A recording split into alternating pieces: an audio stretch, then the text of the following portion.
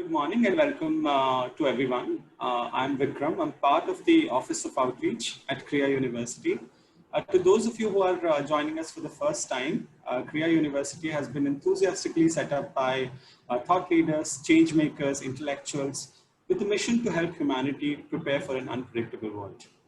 Kriya is based on the model of collective philanthropy, and the university's core values are ethics, excellence, inclusion, and accountability. Kriya pioneers the concept of interwoven learning that brings together thought with action, arts with the sciences, and ultimately connects our learnings from the past with our preparedness for the future. On this auspicious occasion, as we celebrate Gandhi Jayanti, in the honor of a man who was not only the father of our nation, but also one of the most revered leaders the world has ever seen, we are happy to welcome all of you to the 13th Kriya Engage webinar series titled 10 Reasons Why Mahatma Gandhi Matters. We are also happy to announce that we have people today signing up from over 70 cities in India and 11 countries from around the world. We have educators, industry leaders, parents, and of course, the young learners amongst us. Mahatma inspired many generations of influential people with his teachings, writings, and fearless campaigns for freedom, non-violence, and justice. Born Mohandas Karamchand Gandhi in Porbandar, India in 1869, the Mahatma was regarded greatly as a spiritual leader who managed to overcome his own fears and in the process won the freedom of an entire nation. Be the change you want to see in the world, he said. Our speaker of the day needs no introduction. He is undoubtedly one of the greatest historians of the 21st century and someone who's literally written a biography of India after Gandhi. It is my pleasure to invite Dr. Sundar Ramaswamy, Vice Chancellor, Kriya University, to introduce our esteemed speaker of the day. Dr. Sundar, over to you. Thank you, Vikram. Good morning to everyone who's joining from, as Vikram mentioned, around the world and around India. It's great to see this interest. On behalf of Kriya, welcome to this very special talk, 10 Reasons Why Mahatma Gandhi Still Matters. Before I just take a minute to say a few things about this topic, and then I would like to introduce Dr. Ramchandra Guha and then on to him. I remember many years ago when I was in the US coming across a survey that they had done of Americans and Europeans about 5 things that when they mentioned India, people could immediately associate. And 4 of them were Bollywood, Taj Mahal, cricket, and spicy food.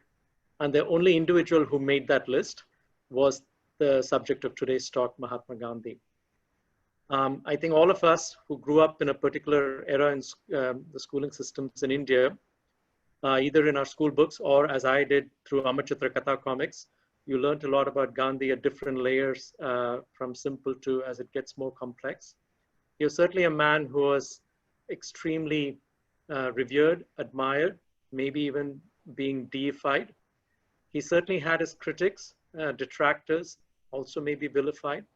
But I think there can be no denying that he was maybe one of the most consequential figures of the 20th century globally. And I remember as a young boy coming across a quotation by Albert Einstein, who was one of my boyhood heroes when I was very fond of physics. And I was very surprised that Einstein made this quote about Gandhi that I wasn't aware of prior to that. And it goes as follows: generations to come will scarcely believe that such a one as this ever in flesh and blood walked upon this earth. I remember reading that and getting goosebumps about a man that I was reading about here. And one could say that about Einstein himself, but for Einstein to say that about Gandhi. It's actually very fitting that we have Dr. Ramchandra Guha, who has joined Kriya recently as the Distinguished University Professor. So it's great to welcome him as a colleague at Kriya. I don't want to take up more time giving you his biography, but it'll be remiss if I didn't give you some of the highlights. He is a noted historian, a biographer, one of India's public intellectuals, has written extensively on the environment, history, cricket, and of course his landmark book, India After Gandhi, that Vikram mentioned, was widely acclaimed both by Indian and international press, has given talks all over the world, received honorary degrees, and it's very, very a great pleasure for us that he's now joined the ranks of the faculty, and I'm excited that our students and colleagues will also benefit from having Dr. Guha in their midst. So Ram, on to you. I'll let you lay out the boundaries of how you want to conduct this session, but I'm sure there'll be a lot of questions. On to you as to 10 reasons why Mahatma Gandhi still matters. Thank you, Professor Sundar Ramaswamy. Thank you, Vikram. It's a real pleasure to be here and a privilege to be part of the Kriya family on its journey into this complex and difficult and challenging century. A century in which many people's ideas would have to be invoked, interpreted, including Albert Einstein, whom Sundar mentioned, and Gandhi being one of them. And since this is Gandhi's birth anniversary, we are remembering Gandhi. Now, Gandhi was born 151 years ago today. He died more than 70 years ago. Why would we need to remember a man who lived such a long time ago, who didn't know the internet, who barely knew television, who certainly would not have known how to use a smartphone? What is the relevance of Gandhi's life and legacy to India and the world today? And I'm going to give you 10 reasons why his legacy is important and significant. There could be other reasons which we could discuss after I finish my talk and which may come up. My sequencing of these reasons is not entirely accidental, but at the same time, it's not meant to suggest that reason 9 is less important than reason 8 and so on. I've just chosen a particular order because it makes more logic and coherence in understanding Gandhi's life and legacy. So the first reason Gandhi matters, I'm going to give you 10 reasons Mahatma Gandhi still matters 151 years after his birth. The first reason Gandhi matters is that he gave India and the world a means to resist injustice and oppression without using violence. Now, this is extremely important. All through history, people have protested against injustice. You know, if injustice where the king oppresses his peasants, or a landlord oppresses his laborer, or you know, if you look at the history of America, slavery, for example, discrimination against black people, against women, against Dalits, and people have resisted. You know, men and women of courage, of integrity, have chosen to stand up for their rights, but often they've done it violently. And Gandhi gave us a technique that was not simply submission. So when the British came to rule us, he just didn't say roll over and become their collaborators, but nor did he say pick up the gun and blow the hell out of them. So I think it's Satyagraha, as he called it, truth force, is really a means of resisting oppression that invokes courage, fear, but never hatred and enmity. You seek to redeem and reform your oppressor through collective protest into granting you your just rights. And his method of Satyagraha was followed all over the world. For example, Martin Luther King and the civil rights movement in America, the activities of solidarity in Poland against a brutal communist dictatorship, exemplary figures closer to home like the Dalai Lama and his noble heroic fight against Chinese oppression, which continues always peacefully, always in a dignified way, and with great, in a very, very much in a Gandhian spirit. And Satyagraha or non-violent resistance can be used at all levels. You know, Gandhi himself said that he learned it at home through his mother fasting against something she found nasty or oppressive or patriarchal. If you look at contemporary India, for example, my first book, Sundar mentioned that I started as a scholar of the environment. My first book, which was based on my PhD thesis, was a history of the Chipko movement, the popular peasant movement to protect the Himalayan forests from degradation, which is kind of an icon and lodestar of the modern environmental movement, which was led by Gandhians, men and women inspired by Gandhi to resist exploitation and discrimination non-violently. So that's the first reason Gandhi matters. The second reason that Gandhi matters, and I particularly urge young people to listen to this crucial aspect of Gandhi's thought. The second reason that Gandhi matters is that he loved his country and his culture while recognizing that the flaws and the faults of that country and that culture. He was a proud Indian, but not a blindly proud Indian, not an Indian who would refuse to recognize what was wrong with his society. Now, historically, Indian culture has great achievements in literature, in philosophy, in art, in music, and we are justly proud of them. But it also had some deep endemic faults. Among these faults, in traditional Indian society, faults that had existed from well before the British came, well before the Mughals came, and in fact had existed almost since the birth of Indian civilization, were the oppression of women and the oppression of Dalits. Indian society was never equal. A great French anthropologist called Indians homo hierarchicus. They know how to divide and to make hierarchies, because that is encoded in our culture, that you discriminate according to caste and according to gender. And part of Gandhi's greatness was that he recognized this. You know, he was not just a spiritual leader. He was not just a freedom fighter. He was a social reformer who was seeking to rid Indian society of the ills of untouchability and discrimination against women.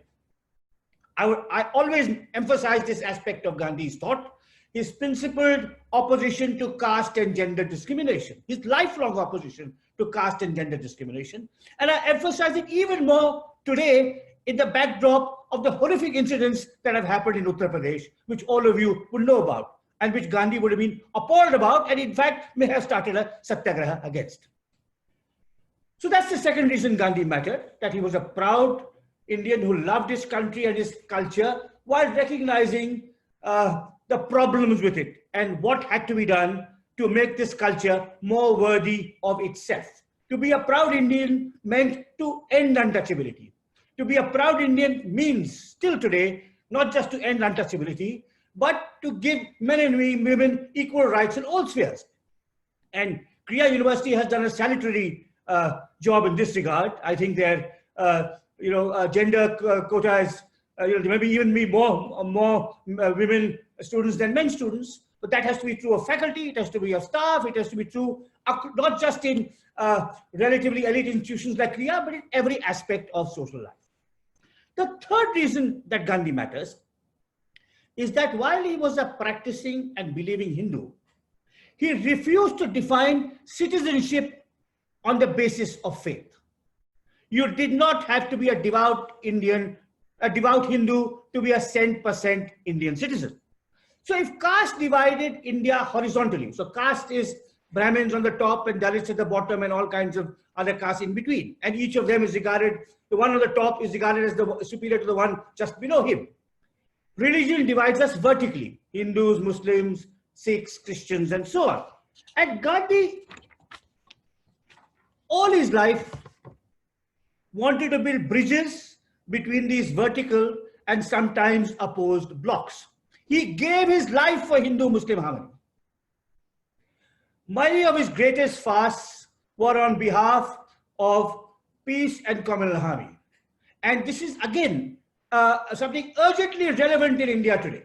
You know, we are in a really an inflection point in some ways in our history as a republic, particularly when it comes to what Gandhi would undisputably have recognized as the dangerous rise of majoritarianism. Other countries might have wanted to define the citizenship on the basis of religion. Pakistan could be an Islamic country in which Hindus and Sikhs and Christians would be second-class citizens, but not India. For India to go towards the direction of Hindu majoritarianism would be a negation of all that Gandhi lived and struggled for. So that's the third reason that Gandhi matters. He was a devout Hindu, a practicing Hindu. He wrote a famous interpretation of the Gita, written as it happens in a town that I know well, the beautiful hill town of Kausani in the Kumaon Himalaya. Yet, he believed deeply in interfaith dialogue, communication, and in, above all, in not according a certain kind of Indian a privileged status because of their religion, and another kind of Indian disadvantaged status because they did not happen to belong to the majority religion. The fourth reason Gandhi matters is that while he was steeped in Gujarati culture, he was not a narrow-minded regionalist. Gandhi, by the way, was a wonderful writer in 2 languages. One of my own abiding regrets as a scholar is that I write only in English. I wish I could write in more than 1 language. I can speak Hindi, but I can't really, write anything of substance or quality in that language. But Gandhi belonged to a generation of Indians who were flawlessly and perfectly bilingual.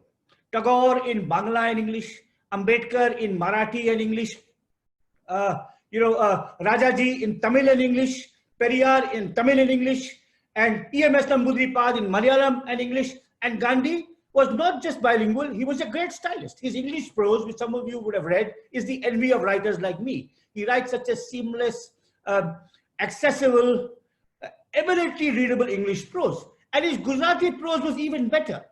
His autobiographies, both of which were written originally in Gujarati, reshaped the Gujarati language. He was regarded as one of the people who made modern Gujarati language and prose what it is today.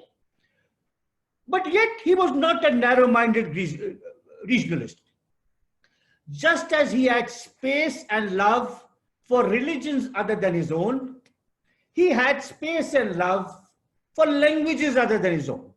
I'll just digress a bit here to explain the roots of Gandhi's lack of parochialism. Gandhi truly became an Indian in the diaspora. Gandhi, as all of you know, was born in Porbandar, educated in high school in Rajkot, went to London to study law, came back with the idea of establishing himself as a successful lawyer in Bombay. But he failed as a lawyer. And had he not failed as a lawyer, I would not be speaking to you today. Gandhi was rescued from obscurity by an invitation from South Africa to settle a legal dispute. Before I come to that, just ask yourself a counterfactual. What if Gandhi had not gone? What if he had succeeded as a lawyer in Bombay? Well, he would just be an ordinary Gujarati lawyer with Gujarati clients, speaking Gujarati to people mostly of his own Banya caste, and he would not have expanded his mental and moral and cultural horizons at all. He goes to South Africa to settle a dispute, which is between 2 Gujarati Muslim merchants. So when he gets off the ship in Durban, he stays in the home of a Muslim, which would be inconceivable back home in Bombay or Rajkot, where in the 1890s you could not spend a night, you couldn't even enter the home of someone who was another caste or other religion. He starts a satyagraha, and his first funder is a Parsi. The most selfless satyagrahis are Muslims, to be Gujarati Muslims, and then come along the Tamils, who really give Gandhi the courage and the enthusiasm to run a second satyagraha. There's an attempt on his life by someone who dislikes him. There were several attempts on his life. And he's saved from death by a Christian priest. His assistant in office is a Jewish lady, a remarkable Jewish secretary called Sonia Schlesien, who's an amazing lady. Now, he starts printing a magazine called Indian Opinion, and that magazine is printed in 4 languages: English, Hindi, Tamil, and Gujarati. So it was in the diaspora that Gandhi understood there is more to India than Gujarati-speaking Hindu Banyas.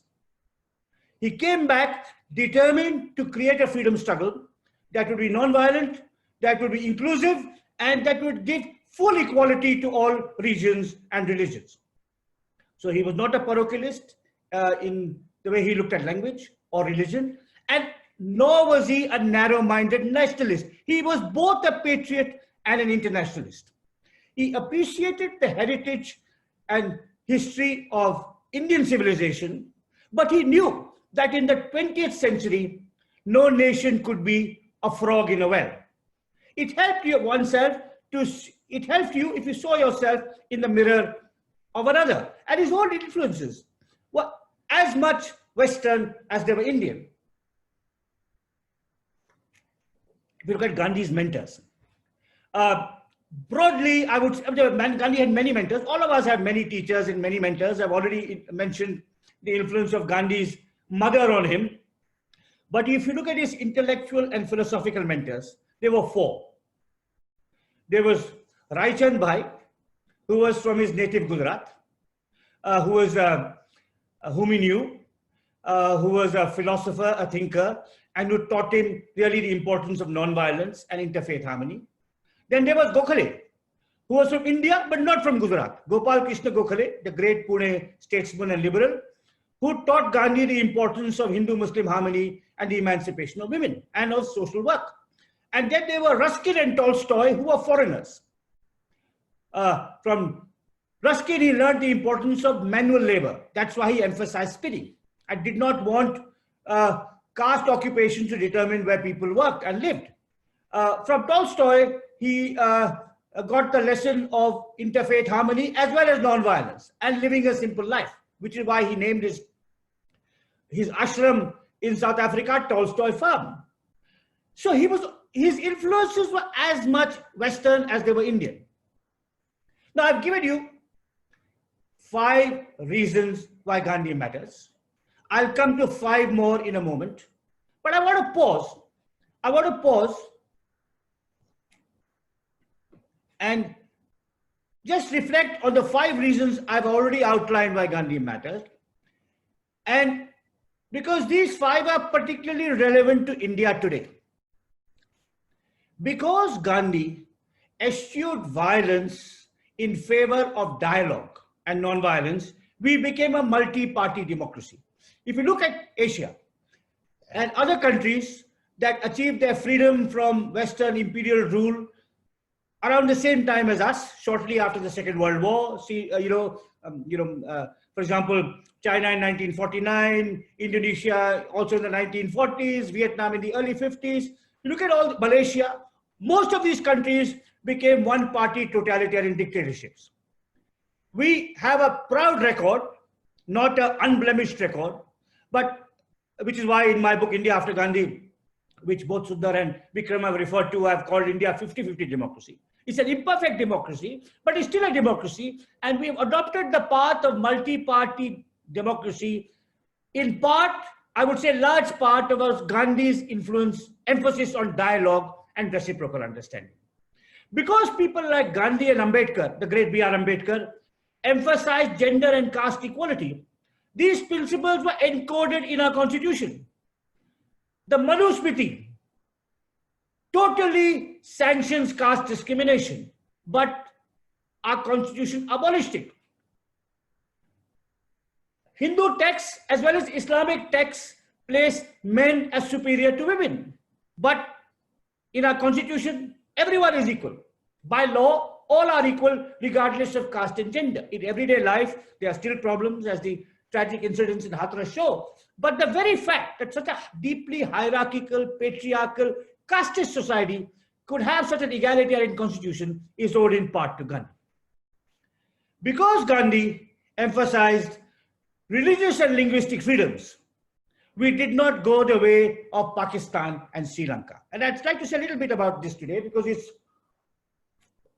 among the aspects of Gandhi's legacy that is crucially relevant to our building a more caring, a more just, and a more peaceful society. Nationalism was born in 19th century Europe on the basis of allegiance to a single language, a single religion, and a common enemy. So, through the 18th and 19th centuries, a sort of national solidarity was forged in Britain, an island you know of, where Protestantism was defined as the national religion and Catholics became second class, where English was defined as the national language and minority languages such as Gaelic and Welsh were suppressed, and France was defined as your main enemy. So to be truly British meant you are a Protestant, which is why the king or the queen is not just head of state, but also head of the church. To be a true Englishman meant you spoke English and no other language. And to be a true Englishman, you hated France. Now go across the channel and look at France. There's a great history of British nationalism by Linda Colley, which I've summarized in 90 seconds flat. There's an equally great history of French nationalism by Eugene Weber, which explains how French nationalism was the exact mirror opposite of British nationalism. In France, Catholics outnumbered Protestants. So Catholics became first-class citizens and Protestants had to flee across the channel. A standardized French was imposed in France, just as a French standardized English was imposed in England. And minority languages like those spoken in the Basque country, in Normandy, was suppressed. A standard French dictionary was created. And to be truly French, you had to hate England. Now, I sometimes joke that Pakistan was created as a perfect European nation because to be Pakistani, you had to be Muslim, you had to speak Urdu, and you had to speak India. Now, India must never become the mirror image of Pakistan. Gandhi understood this. When India was divided in 1947, it was divided on the basis of religion.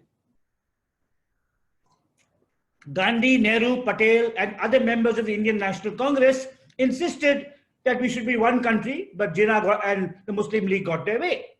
And Jinnah not only saw Pakistan as a Muslim country, he saw it as an Urdu-speaking country, that you need one language to bind each other.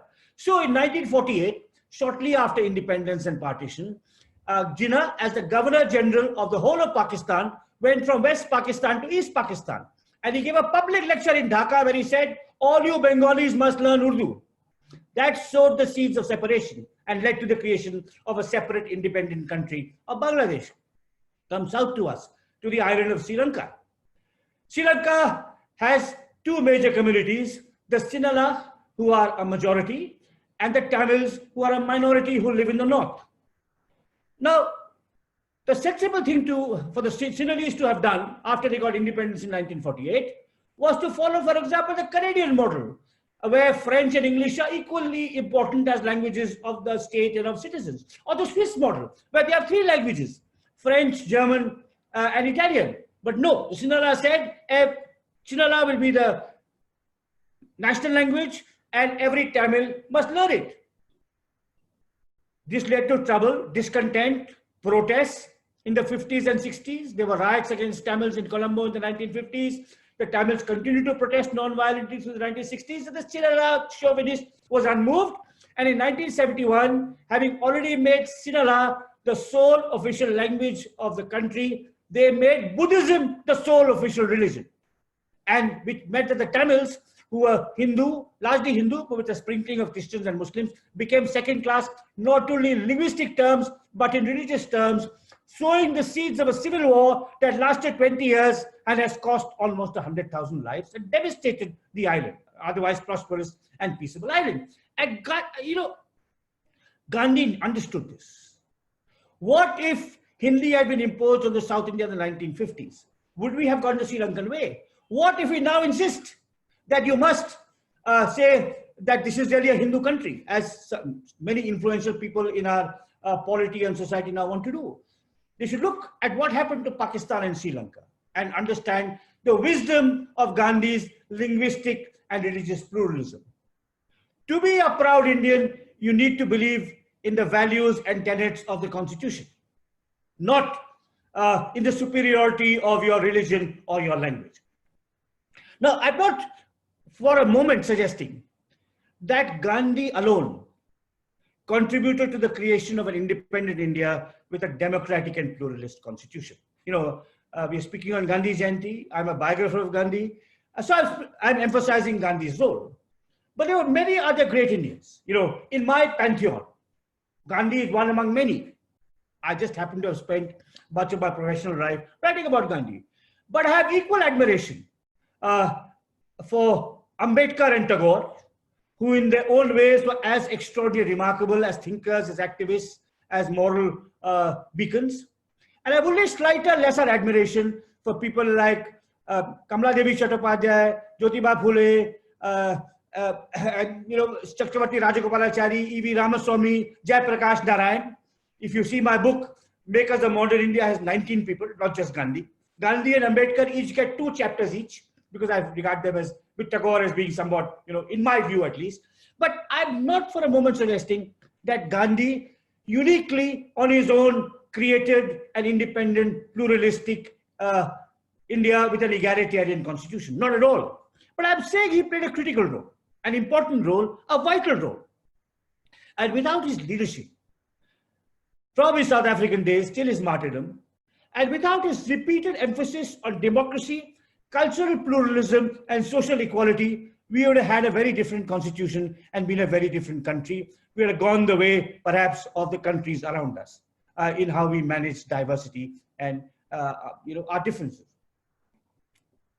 So I've given you 5 reasons why Gandhi matters, and I'm now going to give you 5 more. The 6th reason Gandhi matters is that he was a precocious environmentalist.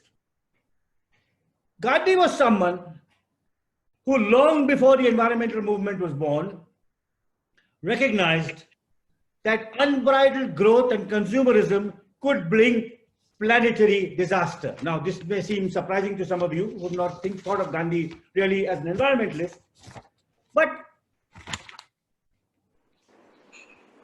let me give you a quotation. I can give you many. I have a long essay, by the way, on Gandhi as an environmentalist. It's in my book, How Much Should a Person Consume? The last chapter of which, the title chapter, quotes Gandhi extensively on the environment. But I'm going to give you just one quote from Young India in 1928. That is 92 years ago. In Young India in 1928, Gandhi says, God forbid that India should ever take to industrialization after the manner of the West. God forbid that India should ever take to industrialization after the manner of the West.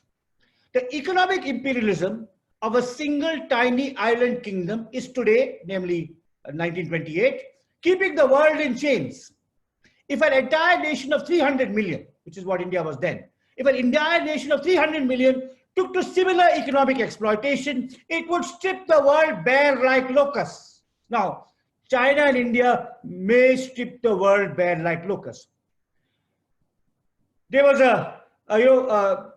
as I said in my book, How Much Should a Person Consume? I've expanded on Gandhi's ideas and shown how they can help us, along with the ideas of other environmentalists, build a more sustainable society and economy that relies less on material inputs and more on innovation and entrepreneurship, that reduces our burden and footprint on the earth. And Gandhi is writing, posing this challenge and this question long before the age of climate change. So that's the 6th reason Gandhi matters. He was a precocious environmentalist.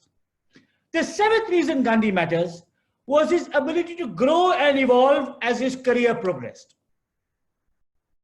He didn't stay static.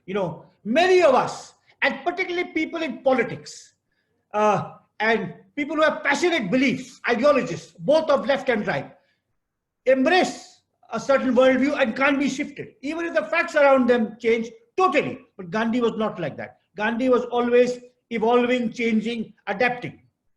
Look at his views on caste, for example. He began by saying untouchability is bad, but Varnashram Dharma is okay. It's sort of an ideal, different castes have different traditions, they must live separately. Then he said, no, Varnashram Dharma is also a problem. And so he started advocating temple entry, where Dalits and Suvarnas could worship together and eat together and interdialect. And then finally he said, intermarriage is the way to overcome caste. Likewise with gender. Early on in his career, he did not want women in public life. He did not encourage them to join satyagrahas, but he adapted and evolved. In 1925, Gandhi nominated Sarojini Naidu as the first female president of the Indian National Congress at a time in which Western political parties had no women anywhere in leadership roles. In the Salt March of the 1930s, Kamala Devi Chattopadhyay and people like her made Perrin Captain made their names as satyagrahis. In the 1942 movement, many more women took part. When India became independent, among the women in public life were governors such as Sarojini and Padma Naidu, Hansa Mehta, the visionary vice chancellor of MS University, someone who contributed to the UN Declaration of Human Rights, an extraordinary Indian and mentored by Gandhi. So if you look at his views on caste and women, they evolved over time, as they should for any thinking individual. The great economist John Maynard Keynes is supposed to have said, When the facts change, I change my mind. And how about you, sir? When the facts change, I change my mind. I mean, you know, Gandhi actually said, I made no hobgoblin of consistency. If I'm true to myself from moment to moment, I do not mind all the inconsistencies that are thrown in my face. So that's the seventh reason Gandhi matters, his ability to grow and evolve. He was never fixed, never dogmatic, never too arrogant and opinionated to admit a mistake. Gandhi said once, I made a Himalayan blunder. Now, how many of our leaders today can admit even to a minor blunder? You have, I mean, to be human is to err. To be human is to learn from other people, from your encounters, your engagements, to adapt as circumstances change. The things that Gandhi did not compromise on, I should say, while his views evolved, there are 2-3 things he never compromised on. One was non-violence. No debate must be settled at the point of a gun. And there must be non-violence not only in deed, but in word. His language in disagreement was extremely civilized. I was reminded of this recently when the great US civil rights leader John Lewis died, who was a great admirer of Gandhi and who came to India to learn more about Gandhi and spoke often about Gandhi. And when John Lewis died, someone was asked, one of his admirers was asked, what did you learn from John Lewis, Congressman John Lewis? This person said, how to disagree without being disagreeable. How to disagree without being, it's a lovely lesson for all of us to learn, particularly on social media, but not only on social media. So some things Gandhi did not compromise on non-violence, on interfaith harmony, on gender and caste equality. But on other matters, for example, technology and industrialization.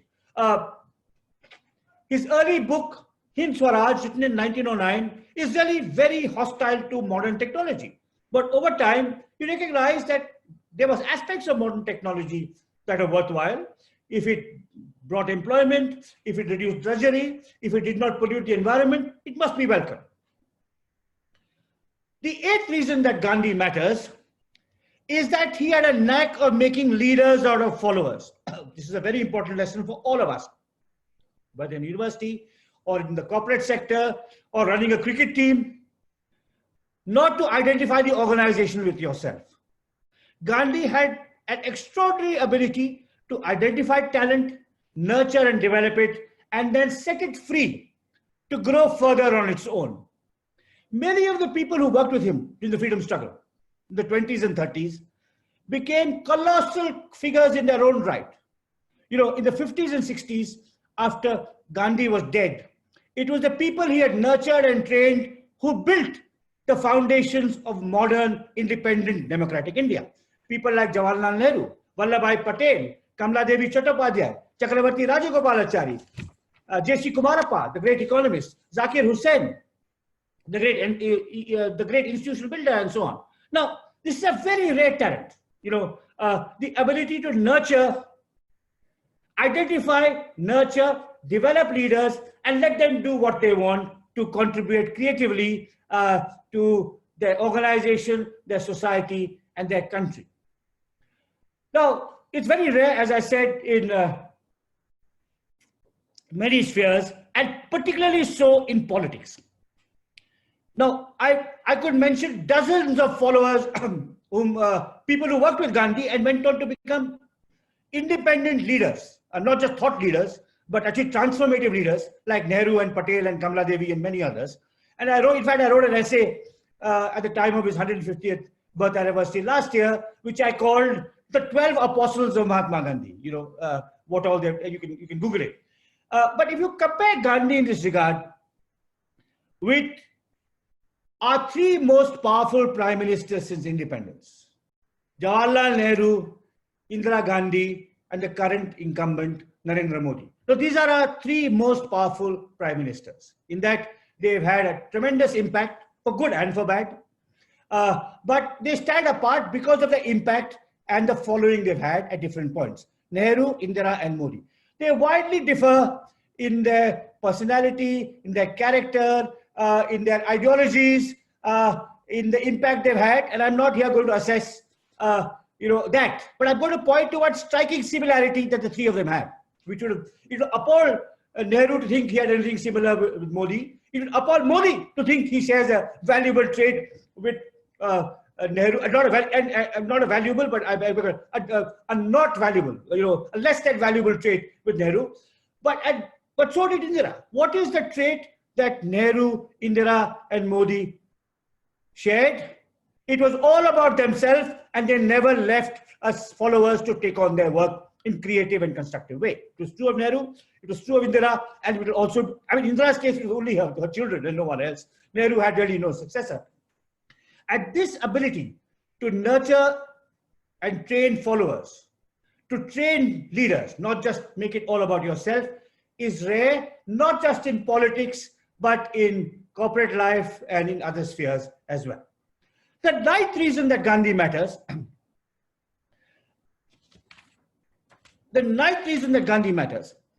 is that he was willing to see his opponent's point of view, coupled with his willingness to reach out to them and seek a middle ground. Again, this is very, very relevant in the present context.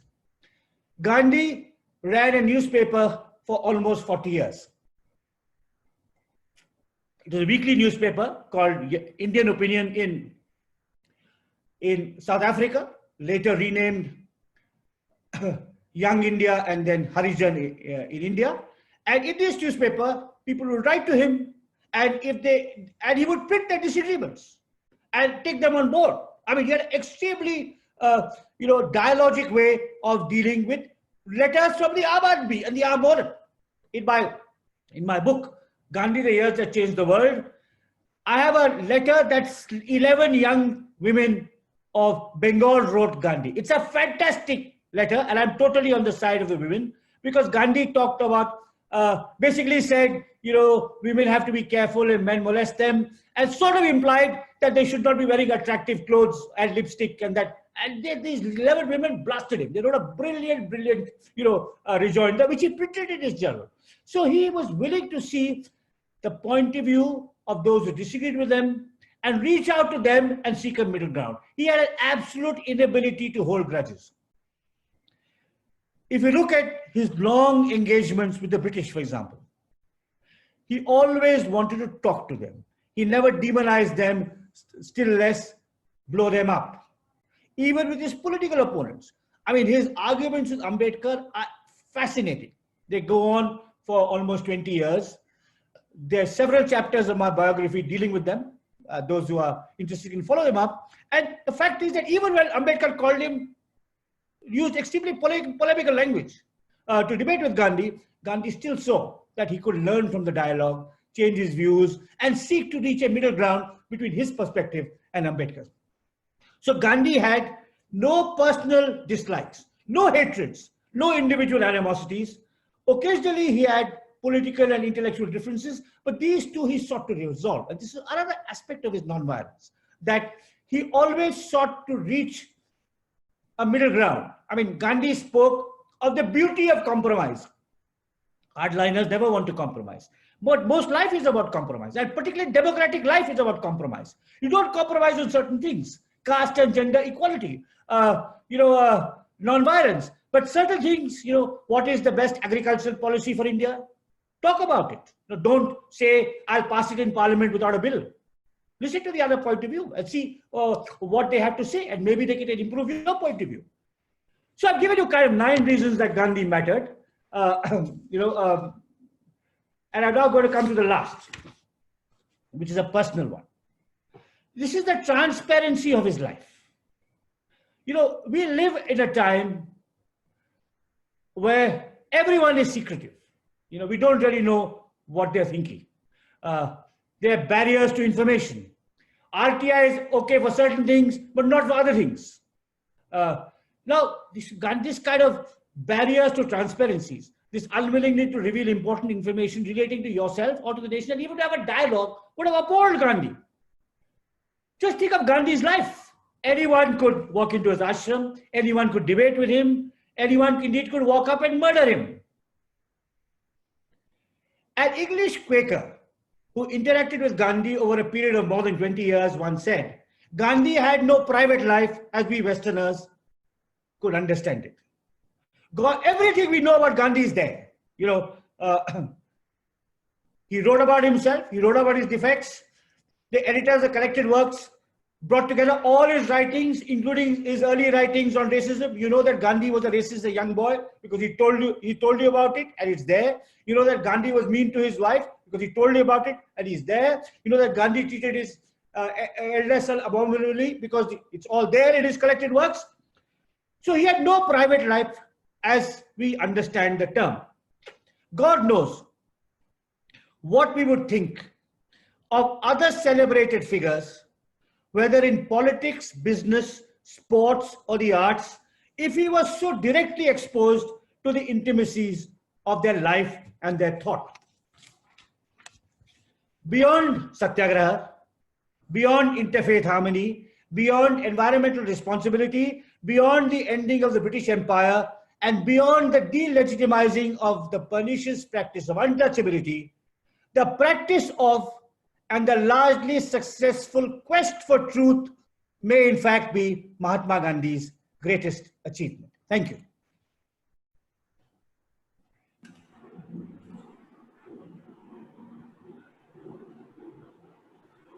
Yeah.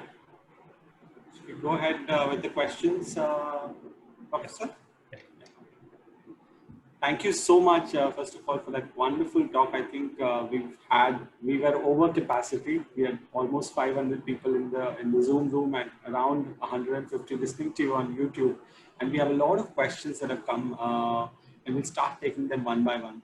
The first question, and I'm actually collecting a few questions that I've received, Professor Guha, was, what are some of the things that you weren't, very happy about, or what is some of the things that didn't matter about Gandhi? If you can. So I think, so obviously, the aspects of his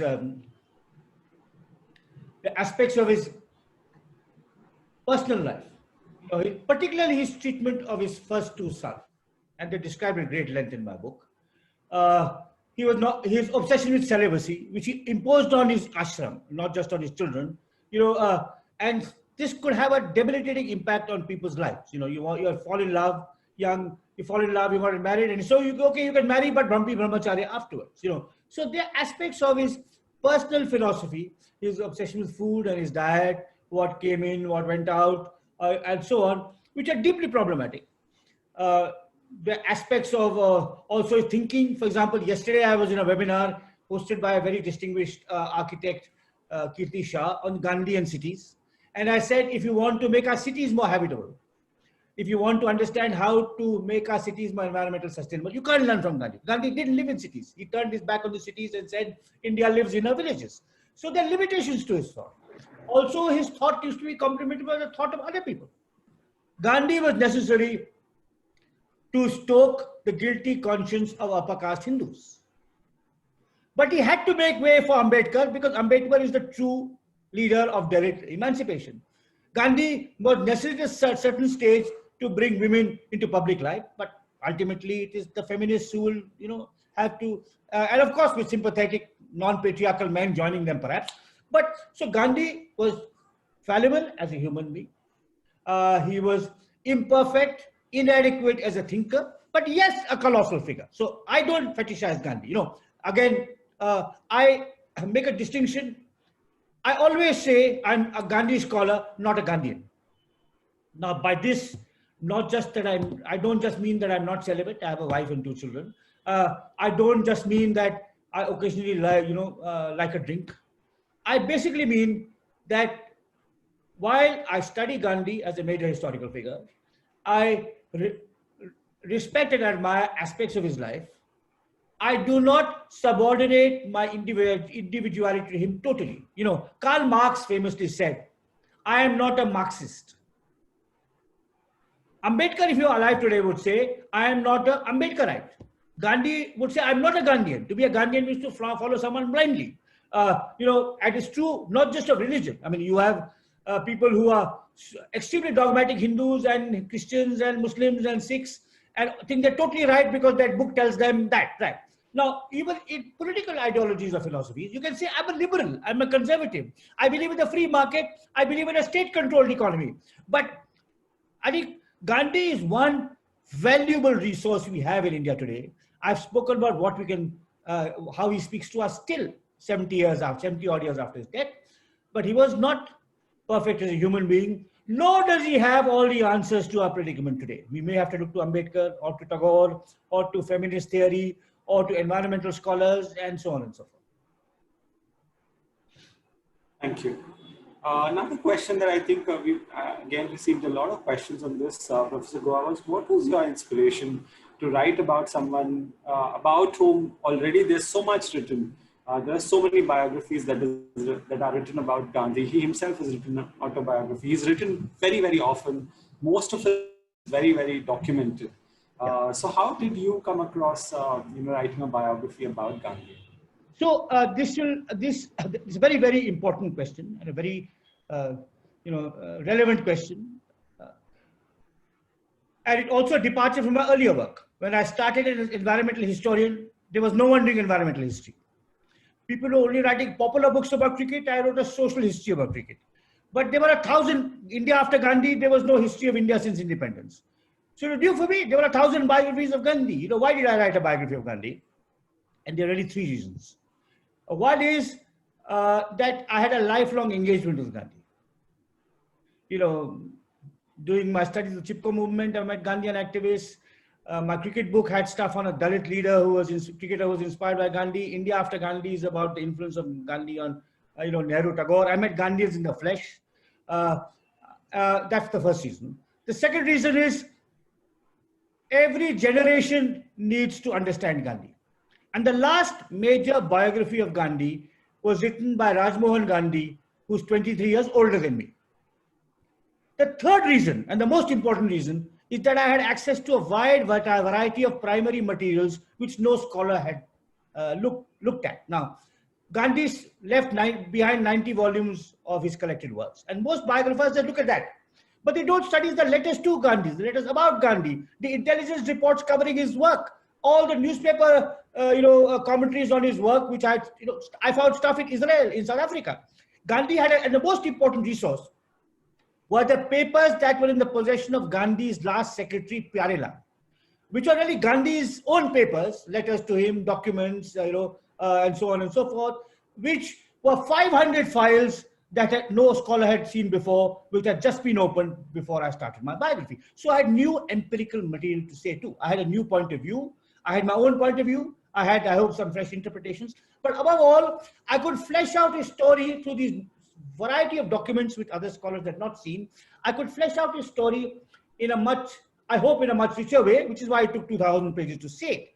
And the last thing, I recognized as a biographer, the art of biography lies in how much you can tell about the people who are not your main subject. Most people tell the story through Gandhi's eyes, or through Churchill's eyes, or through Napoleon's eyes. But a biography is like a play. You have a hero, but you have many other supporting characters. So my book has a great deal about his South African associates. Henry Pollack, Ahmed Kachalia, Tambi Naidu, people, extraordinary people who have been forgotten. And likewise in India, people like Nehru, Azad, Kamala Devi. His debates with Ambedkar are covered in much greater detail in my book than you'd find anywhere else, because that's what makes Gandhi. Not just through not his own journey, Akla Charo, sort of the way the film is told. At Attenborough's Gandhi, there is no Ambedkar, no Bose, no Savarkar. I think Savarkar mentioned it briefly, but no Ambedkar, no Bose. So I had personal, scholarly, and above all, documentary reasons to write afresh on Gandhi, because there are a lot of new material I found which other biographers had not used. Maybe I've not used them wisely enough, and maybe I'm sure there'll be better books on Gandhi, but they'll have to use these new sources and not merely rely on the collected ones. Thank you. And to repeat one of the statements that you just said, Professor Guha, and something that I've heard in your interview with Yale, you say that every Indian, every generation of Indian needs a fresh assessment of Gandhi. I think there are a couple of questions around this that we've received, and I've tried to combine them together. So there's Basudev Das from Ravenshaw University in Cuttack. He says, can violence be a weapon in today's time? What kind of Gandhian ideas are relevant for the 21st century? There's also a question saying, do you think the Gandhian ideals like non-violence, religious tolerance, and mutual respect have any place in the new India? there is a question which says, doesn't the concept of Satyagraha seem a little utopian for today's living? So what about context of what Gandhi said in today's times? I mean, it's urgently relevant to the new India. You know, what we are seeing in the new India is, you know, the rise of bigotry, the rise of hatred, the rise of intolerance. You know, absolutely, we need all of this. We need Gandhi more and more. Environmental degradation. But at the same time, does violence have any place? No. I mean, of course, Gandhi was wrong about our army. We need an army. You know, we need to defend ourselves. And he changed his mind about it when the Pakistani raiders invaded Kashmir in 1947. But in settling our disputes, we must never use the gun. I mean, I detest the Bajrang Dal, Islamic fundamentalists, and Naxalites equally for the use of violence, despite the very different religious, ideological philosophies that they follow. But maybe Gandhi, so does Gandhi have any place in the new India? It's up to us for him to make him find a place. If he can't, other people will, elsewhere in the world will take him up. Buddha had no place in, for many centuries in India. We kicked out the Buddha, the rest of the world affirmed him. We can kick out Gandhi and we don't deserve him maybe, other people will take him up. I'll just tell you a story about this. When the first volume of my Gandhi biography came out in 2014, I was speaking in America about the American edition, and I was in a hotel in New York, and a gentleman came in with room service, and he saw the book on my desk. It was my book. He didn't know that was my book because he didn't know my name. He saw the book and said, "That's the young Mr. Gandhi, isn't it?" I said, "Yes." Then he said, "We admire him a lot in my country." I said, "What is your country, sir?" He said, "The Dominican Republic." Now, my book, it was Gandhi in South Africa, so it had him in his lawyer's dress with a mustache, black hair, suit. So he said the young Gandhi and Dominican Republic. Gandhi probably did not know of the existence of the Dominican Republic, and in 2014, someone working at a hotel in New York was saying we admire him greatly. Right now, maybe the rest of the world will affirm him. Maybe we don't deserve him. That's fine. Good luck to us. Thank you. The next question is from Satyajit Salgarkar. He's an educator at the B.D. Somani School, Bombay. He says, can Gandhi be categorized and rebranded as a rare right-wing liberal? Look, see, these categories, liberal, conservative, socialist, Gandhi was all and none at different points of time. So, no, he can't be a right-wing liberal. Maybe you could call him a decentralized socialist, but at the same time, he was opposed to the aspects of his that would have welcomed entrepreneurship. He was his own man. He can't be modern Western political categories. Liberal, conservative, socialist do not help us in understanding Gandhi. What does? I'll tell you what is Gandhi today. During the non-cooperation movement, which was launched 100 years ago, in 1920, Gandhi defined Swaraj.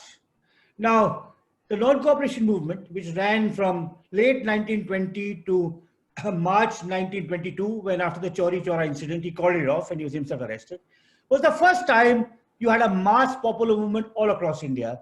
And many Indians thought Swaraj could come, not just elite Indians, not just, but also peasants, workers, women, and so on. And Gandhi defined Swaraj. He said, Swaraj, what is his vision of Swaraj? So his vision of Swaraj is a bedpost, sturdy bed upheld by 4 pillars. These pillars are non-violence, Hindu-Muslim harmony, abolition of untouchability, and promotion of Khaddar. Non-violence, Hindu-Muslim harmony, abolition of untouchability, to which we must add abolition of gender distinctions, and promotion of Khaddar, which is sustainable, decentralized, sustainable economic production. Now, where will you find this in any textbook on political theory? Is it liberal? Is it conservative? Is it socialist? Forget it. These categories don't really help us in understanding that. Thank you. The next question is from Ankit Gupta. He says, I would like to know why Mahatma Gandhi didn't save Bhagat Singh, Rajguru, and Sukhdev. And as I've read about pre-independence era, and especially Mahatma and Nehru, but I'm always curious to know why Mahatma didn't save such young freedom fighters from death and why he never asked about Bose after he went missing in 1945. Yeah. So both are lies. This is fake news at work. This is WhatsApp. Your young man is reading fake WhatsApp University. My book, Gandhi, the Years That Changed the World, clearly shows all that Gandhi tried to do to save Bhagat Singh, but the Viceroy and the British were unrepresented. That is a lie spread by WhatsApp University. So get it out of your head. Bose is slightly more complicated. So Bose was president of the Congress in 1938, but you must understand the complication to get this black and white demonizing portrait out of your minds, because if the first statement was 100% lie, the second statement is at least 70 or 80% mischievous or dishonest. Right? Though I don't blame the young man. This is how history is taught and not abused nowadays in the world we live in.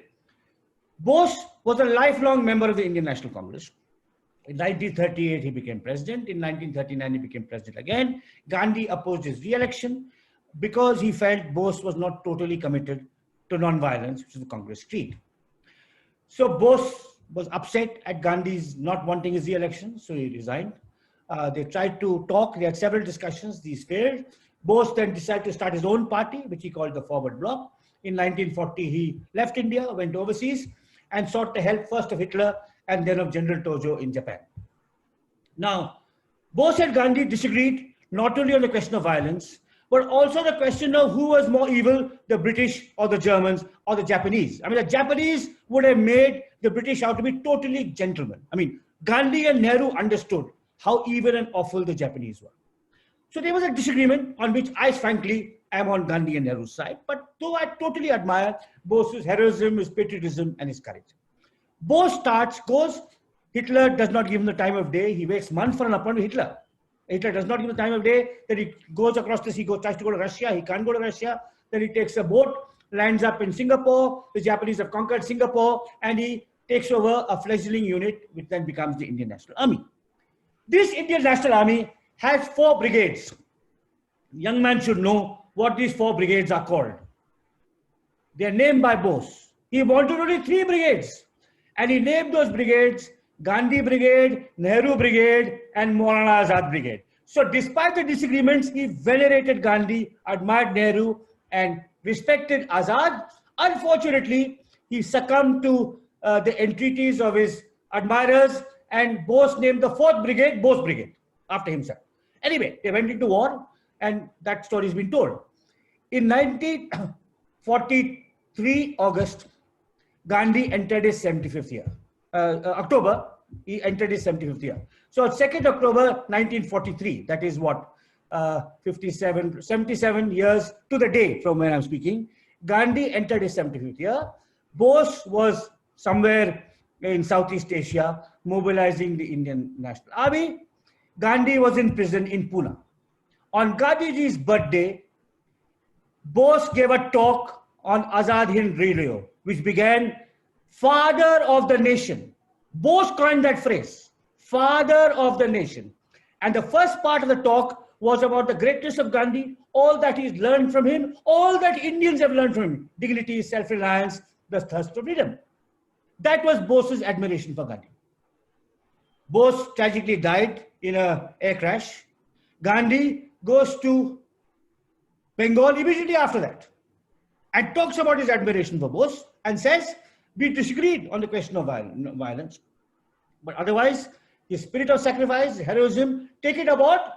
He goes back to Bengal in 1946-47 to promote communal harmony in Noakhali. Please listen, all of you who think that Gandhi and Bose did not like each other.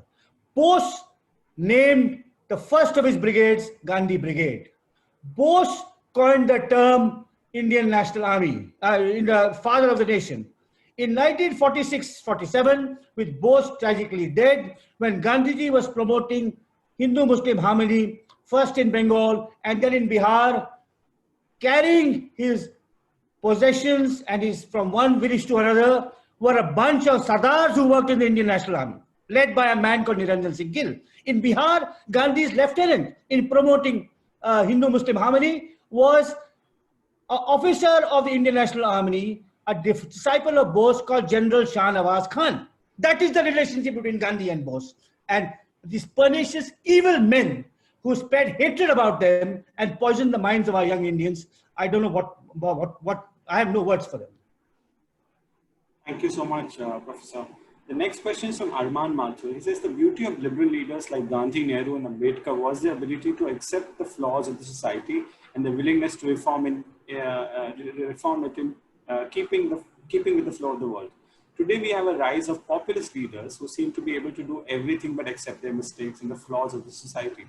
How do you think we can inculcate that mindset where we are willing and open to accept criticism for the better good of the nation? No, that's a very, very important and good question. I have a column today, by the way, on NDTV that would have appeared as we are speaking. Although today is 2nd October, this column is not about Gandhi, but about somebody else born on this day, Lal Bahadur Shastri. And that's because Gandhi's legacy is timeless and universal. Shastri's legacy is particularly relevant to India today. So Shastri could nurture leaders. He worked with his ministers. I mean, his two best ministers were Vaibhi Chavan in defense and Sri Subramaniam in agriculture. Hence, Jai Jawan, Jai Kisan. He admitted mistakes after he tried to impose Hindi on South India and there was protests. He went on All India Radio and admitted his mistakes. During the war with Pakistan in 1965, he gave an address in Ram Leela Maidan with a Muslim to his left and a Christian to his right. Now, this kind of thing is inconceivable today. So, this kind of open-mindedness is inconceivable in our leaders, but also not just in our leaders, but in their mass base. Hindus believe they are flawless. Hindu ideologues believe they are flawless. Muslim ideologues believe they are flawless. Christian ideologues believe they are flawless. In Gandhi's day, all of these recognized that these religious traditions were imperfect and works in progress. And before Gandhi, Vivekananda, wanted to improve the way Hindus dealt with each other. He didn't say, that he didn't have this absurd fantasy that Hindus would conquer the world without first looking within. So this is a major problem that leaders and communities have. I have the young man is absolutely right to draw the distinction. But that's why I've written this column on Shastri today, because, I thought everyone would be writing on Gandhi, which is kind of rather, standard. And Shastri has some contemporary lessons because he acknowledges mistakes, he could adapt, he changed his view on the imposition of Hindi. And I wish, and again, this kind of centralizing, authoritarian, I know all style of leadership is firstly common in politics all across the world.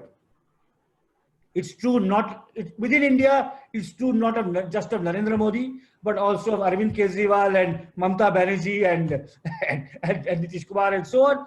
And it's true in other spheres of life. I think this is something, and it's a deeply worrying tendency that does not lead to a creation of a continuously evolving, reforming, improving society.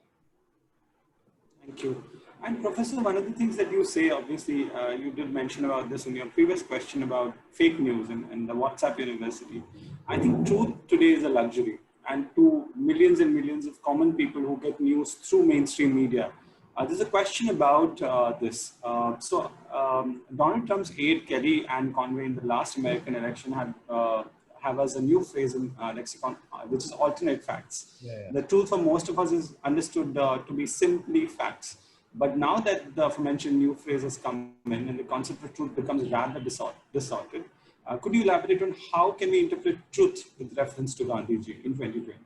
Well, that's a very difficult, complex and philosophical question. I'm not really competent to, except to say that Gandhi first said God is truth and then changed it to truth is God. He changed it in part, and since you're in our universities in Andhra Pradesh, he changed his mind in part through a long series of conversations which he had with a remarkable Andhra Gandhian called G. Ramchandra Rao, known as Gora, who had an ashram near Vijayawada, who was an atheist, was a Gandhian but an atheist. So he was one of the pioneers of the movement to abolish untouchability in his district. He believed in gender equality. He believed in Khadi, but he did not believe in God. So he went to Gandhi's ashram and had a series of arguments with him, which he published as a lovely pamphlet, which is online, called An Atheist with Gandhi. And Gandhi said, okay, I said God is truth, no, truth is God. So you need not believe in God to practice the truth, right? Which shows a kind of open-mindedness of its own. But you mentioned Trump. No, I think Trump's serial telling of lies is haunting him because there are people exposing it. I mean, the New York Times is exposing it, the Washington Post exposing it, FactCheck exposing it, and because the lies he has told are not commensurate with his achievements. You can tell you can tell all kinds of lies about your opponents. But what have you done? I mean, how long will you fool the world? But this is a problem, and it's actually the problem that you talk about well predates the internet. In the early 1940s, there was an American politician called Cordell Hull, who I think was Secretary of War in Roosevelt's administration, who said, a lie has found its halfway across the world before truth has got its boots on. So once you spread a lie, Bose and Nehru, Gandhi was mean to Bose. Gandhi did not want Bhagat Singh to be hanged. It's a blatant and total lie. And you just cut out the last line of what Gandhi has written about it. And it's all over the place, and that people like historians like me are going scrambling to kind of refute it. So I normally, except in meetings like this, I don't spend time on social media rebutting WhatsApp University. I tell the story as I understand it, with all its imperfections, and see where it goes. But ultimately, you will be caught out. If you early on tell the truth and you don't come clean, it will always hang over you because you'll never be so dominant. When you stop being president or you stop being prime minister, people will investigate all the lies you told and be part of your record that you told all these lies. The next question is also related to this and so quite important in today's times. How can Gandhiism counter the perils of concepts of the monolithic nationalism that is present in the current times? What national? What? How can Gandhiism counter the perils of concept of monolithic nationalism that is present? It's not just Gandhi. Again, we need not only Gandhi. We need either Tagore and Ambedkar are equally important. Again, since it's tough to answer, it's a very important question. I wrote a long essay. I actually gave a lecture in memory of Justice Sunandara Bhandare that was then published as an essay called Patriotism versus Jingoism. So do look at it. It's online. It's a 6,000-word essay on two forms of nationalism, patriotism and jingoism. And many people are invoked, not just Gandhi, but also Tagore, Ambedkar, and so on. So clearly, we need to re-invoke patriotism against what he's calling monolithic, he or she is calling monolithic nationalism. I would say I call it jingoism, but we need to invoke it. I mean there is room for love of one's country, but of a particular kind. A non-antagonistic, capacious, an inclusive, and a caring kind. The next question is from Arjun. He says, in comparison to Jinnah's secularism, Western, that is evident in his 11th August 1947 speech, do you think Gandhi's secularism also needs to evolve in present day India? So Jinnah's 11th August speech is an aberration and an act of hypocrisy. Everything he did before that contradicts what he said on that day, and everything he said after that also contradicts on what he did. If he said on 11th August 1947, you Pakistanis are free to go to your temples, your churches, your mosques, your gurdwaras. If that was true, why did he need a separate country based on religion? Why could all Indians be free, as Gandhi always insisted, to go to their temples? So it is an act of hypocrisy, totally inconsistent with what he was doing before, what he did afterwards. The only explanation for that act of hypocrisy is, the most charitable explanation is, he felt horrified at the riots that had been unleashed by partition and sought belatedly to make a little bit of amends for it. There's a new biography of Jinnah by Ishtiaq Ahmed, which I would ask the questioner to read. But there's a difference between Gandhi's secularism and Nehru's secularism. And in my view, those two forms of secularism can be combined, but we can talk about that if you wish. Thank you.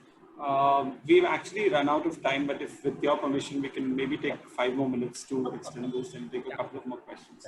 One question that obviously is very, very relevant to our audience today, who are mostly educators, principals, counselors, is that, and this is a question from Ms. Malika, who's the principal of Navy Public School in Mumbai. She says, how can schools create a passion in students in history, liberal arts, when parents focus only on percentage and competitive criteria. And I think this is true to Kriya also. I mean, you've recently come on board with Kriya. How do you think, what is the relevance of interwoven learning when everything is about getting 99%? I wish I could answer that, Vikram, but I can't. I wish I could answer how. But the good thing is that more people, compared to when I was young, more people in their 20s and 30s and 40s are reading history and different kinds of history. And so it's hard for me to, because I find it, I can interpret, I can analyze, I can debate, I can refute, but I can't prescribe. I don't know how, and I've never taught in a school. I wouldn't say I was, whatever I tried to do with my own children, I was not very, whatever, I'm not sure I taught them the right things when they were growing up. So it's hard for me to say. But I just say that, the NCERT textbooks prepared in 2005-06, history were very good. They were prepared under the direction of Professor Niladri Bhattacharya, which sought to make it much more visual, much more interactive. Unfortunately, government stains and then textbooks are dumped. But, there are lots of very good documentaries that maybe one can show visually. I think young people are very visual. And I, of course, grew up in an age of print and text. So which is another reason that makes me somewhat, not really competent to advise on this. Thank you. We will take last two questions. One of them is from Ishita Kapoor. She says, do you think Mr. Gandhi's political privilege rendered us into believing that he did more for the country than Netaji or Bhagat Singh? Well, Netaji certainly believed Gandhi did much more than him. That's why he called him father of the nation. Okay, so Netaji would have disputed what the question is saying for sure, right? Now, Bhagat Singh is an extraordinary figure. Bhagat Singh died very young, right? He died in his 20s. We don't know how he evolved. Now, when he was young, he was enthused with the idea of violent revolution. And the group that he was part of, the Hindustan Socialist Republican Army, detested Gandhi and wrote the most venomous abuse of Gandhi in their pamphlets, right? Because they thought, कि बुड्ढा है, non-violence की बात कर रहा है, क्या बक रहा है, that, and they were dead. The history had proved dead wrong because Lenin was a tyrant. Lenin, whom Bhagat Singh and his people admired, was the absolute brute of a tyrant. Now, if Bhagat Singh had lived longer, he was an extraordinary man. I've studied his notebooks in the Nehru Museum. He was reading White, he was reading Adam Smith, he was reading, I think Dickens and Tolstoy. What direction Bhagat Singh would have evolved, we don't know. He was in his 20s. But as far as Netaji was concerned, Gandhi was up there and he was really more or less at his feet. So let's get that clear. Netaji would have been appalled that people are positing him against Gandhi, and Vallabhbhai Patel would have been appalled that people are positing him against Jawaharlal Nehru. Vallabhbhai Patel and Jawaharlal Nehru together built independent India. This sort of seems like the perfect question to end with. So this is from Jyotirmay Saha. She's a student at Level Field School. She says, how might have present India been different if we had obtained our independence, if at all, through violent means instead of non-violence? Well, it's impossible to say, what would have happened. And I'll answer this and I'll answer another question after that, which I'm going to pose to myself, linked to this. How would India have turned out if it had achieved independence through violent means? So the only way that could have happened was not through Bhagat Singh, because his group was just in the Punjab blowing up one or two people, not through Sri Aurobindo, who's doing the same thing in Bengal. The only way it could have happened was if after the Chauri Chaura incident in February 1922, Gandhi had not called off the movement and continued in March. Shortly after he called it off, if he had said chalo, and because the massive momentum had been unleashed by the non-cooperating Khilafat movement, and the British would have taken flight and left. What would have happened? Indians would have started fighting with each other. Hindus versus Muslims, North Indians versus South Indians. Dalits would have been oppressed more by high caste. Landlords would have turned on their laborers. God knows what the hell. It would be total anarchy, right? Princely states were not integrated. The movement for the emancipation of Dalits had just started. So Dalits would have been totally suppressed. Ambedkar was still studying abroad. He was nowhere, right? Women, Sarojini Naidu had not become president of the Indian National Congress. If we had got independence in 1922-23, India would have been like Lebanon. My view is that India would have been like Lebanon writ large, 40-50 civil wars, like the way it was in the, in the 18th century before the British came. That's my view. Okay. So that's the answer. I'll pose another question, a much more interesting question. What if Gandhi had not been murdered by Godse on January 30th, 1948? What if Gandhi had lived another 5 or 10 years? Now, this stuff, I don't really know. On the first question, I'm quite clear. Independence through violence achieved prematurely before we had settled our own disputes would have been awful for Dalits and women particularly. Okay, I'm clear about that. Because none of the leaders, except for Gandhi and Ambedkar and Nehru, had an interest in equality for women and Dalits. No leader of the Congress, not even Bhagat Singh never talked about caste, never talked about gender, because all class and Marxism for him, right? Okay, so that's very clear. Now, by dying when he did, I've argued in my biography, and also to some extent in India after Gandhi, that Gandhi's martyrdom saved India. Because he died, people were horrified. And Hindus in particular were horrified that they'd done this to one of their own, that it was a Hindu who killed Gandhi. And the riots across India subsidized.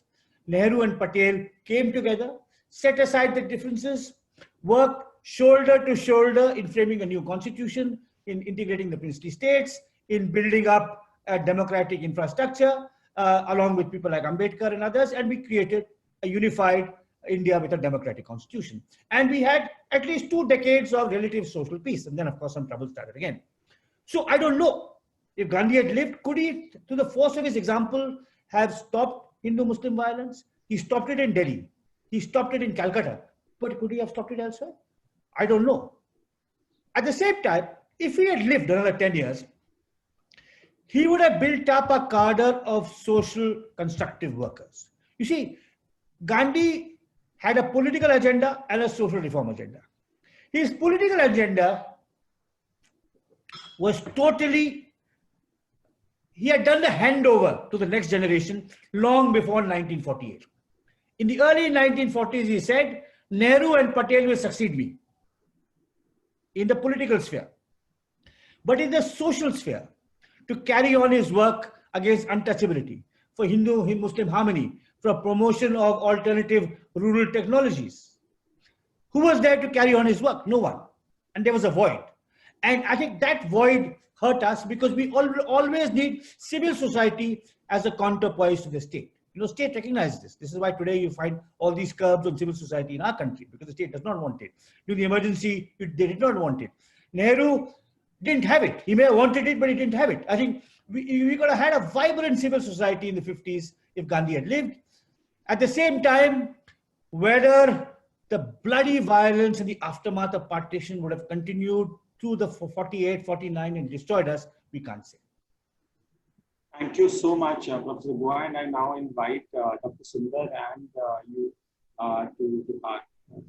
to speak a few words and your parting thoughts. Thank you, Vikram, and thank you, Ram. That was a tour de force, an hour and a half of both laying out very lucidly why in 2020, 10 reasons why Gandhi still matters. It's a superb talk. And also I wanted to commend all the people who asked questions, some of which were also a bit challenging, but I like the way you addressed all of it. I still think, as you said, every generation needs to revisit Gandhi and find out its relevance. And I think you made it extremely appropriate for this generation to continue to wrestle with what was Gandhi's contributions. And I think the world over, what's that line that says, a politician lives for the next election and a statesman lives for the next generation. I think the world over, there's a huge dearth of statesmanly or statespersonly people. We are seemingly, too many politicians are running the place. And I think Gandhi once again reminds us about our humanity and how one can deal with problems, whether it's caste, religion, environment, nonviolence. And I love the way you put the 10 reasons together. So thank you for taking the time. I know it's an auspicious day for all the people who believe in Gandhi, and I'm glad we were able to do this. I also like the fact that you said that while you're giving the talk on behalf of Kriya today, your main piece that you wrote was to celebrate another forgotten figure in Shastri. And I would invite everybody to go and read that piece. It's really well written. So thank you, Ram. Thanks to everybody. And till the next Kriya Engage, right, Vikram? Back to you. Thank you. Bye-bye. Thank you. Thank you.